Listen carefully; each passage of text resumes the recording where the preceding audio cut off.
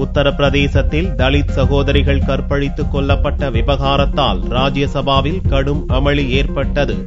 Parliament கூட்டத்தில் ஜனாதிபதி பிரணாப் முகர்ஜி திங்களன்று உரையாற்றினார். ஜனாதிபதி உரை மீதான விவாதம் லோக்சபா மற்றும் ராஜ்யசபாவில் செவ்வாயன்று துவங்கியது. ராஜ்யசபாவில் விவாதம் துவங்கிய போது பகுஜன் சமாஜ் கட்சி தலைவர் மாயாவதி உத்தரப்பிரதேசத்தில் தலித் சகோதரிகள் இருவர் கற்பழித்துக் கொல்லப்பட்டு தூக்கில் தொங்கவிடப்பட்ட பிரச்சனையை கிளப்பினார். கிரேட்டர் நொய்டாவில் பாரதிய ஜனதா தலைவர் விஜய் பண்டிட் கொல்லப்பட்டதையும் சுட்டிக்காட்டிய மாயாவதி உத்தரப்பிரதேசத்தில் சட்டம் ஒழுங்கு முற்றிலும் சீர்குலைந்து போயிருப்பதாக குற்றம் சாட்டினார். இது தொடர்பான விவாதத்தின் போது கருத்துக்களை பதிவு செய்யும்படி சபை தலைவர் ஹமீத் அன்சாரி கூறியதை பொருட்படுத்தாமல் மாயாவதி தொடர்ந்து பேசிக் கொண்டிருந்தார்.